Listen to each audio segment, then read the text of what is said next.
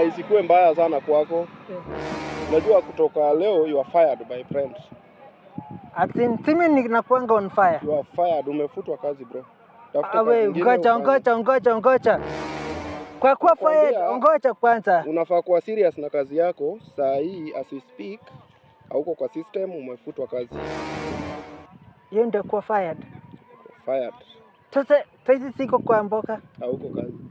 So wewe uko na time ya kwenda kufanya starehe zako, ende kunywe pombe yako, ende uvute bangi yako na nini, lakini kwa kazi